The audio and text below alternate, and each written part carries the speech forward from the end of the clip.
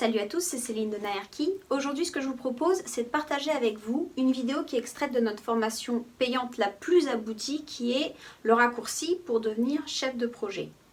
Cette formation, à l'heure actuelle, c'est la seule qui existe sur le marché, qui va vous expliquer comment concevoir un projet depuis l'esquisse jusqu'à la fin du DCE, donc jusqu'à avant le chantier, qui va vous montrer un peu les normes à connaître, les textes de loi, qui va vous montrer des exercices, et puis le côté aussi humain, management, la communication, l'organisation, pour pouvoir devenir chef de projet, et puis même pouvoir concevoir les projets plus tard en votre nom propre. Donc si à l'issue de la vidéo, vous voulez aller voir la formation, je vous invite à cliquer sur le lien dans la description. Dans cette vidéo, plus spécifiquement, ce qu'on va voir, c'est la phase pro DCE, donc dossier de consultation des entreprises.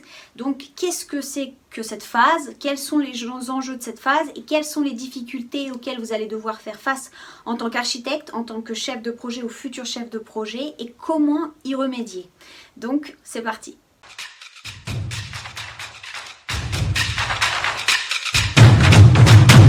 Alors on va maintenant parler des phases pro DCE.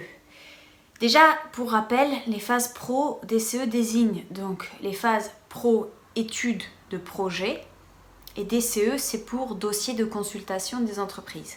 Ce sont les phases qui viennent juste après l'APD, donc l'avant-projet détaillé, la phase dans laquelle notamment on a déposé le permis de construire pour le projet.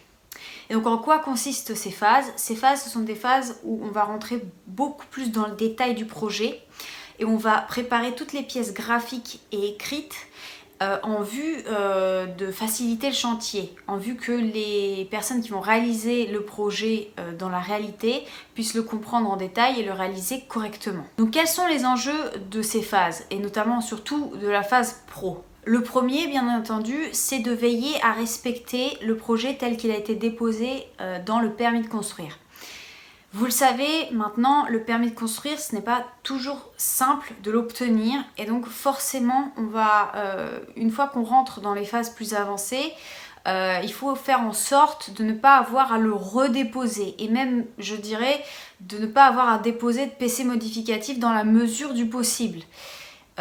Aussi, plus on avance dans le projet, plus on détaille le projet, plus on risque de le dénaturer, parce que pendant la phase permis de construire APD, on a dessiné les choses de manière globale, mais quand on commence à rentrer un peu dans le détail, par exemple d'un dessin d'une modénature de fenêtre, quand on rentre dans le détail des couches qui constituent un plancher, les différentes couches qui constituent notre mur, on va peut-être être amené à modifier le projet. Et donc, tout en réfléchissant à la bonne exécution du projet, on doit veiller sans arrêt à ce que le projet et surtout son aspect extérieur tel qu'il a été déposé au permis de construire soit bien respecté, et ce n'est pas toujours facile.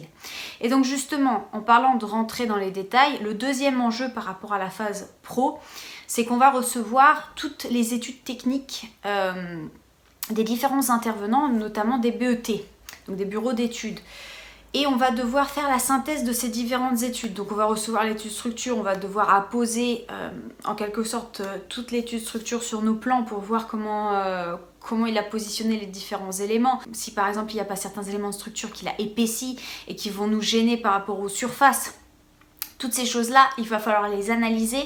On va devoir rentrer en discussion parfois avec certains intervenants quand on n'est pas d'accord, quand justement sa proposition porte atteinte au projet, que ce soit du point de vue extérieur mais aussi intérieur, parce que parfois au niveau du concept même du projet, des principes du projet, il y a certaines choses auxquelles l'agence tient beaucoup et qu'il faut savoir défendre.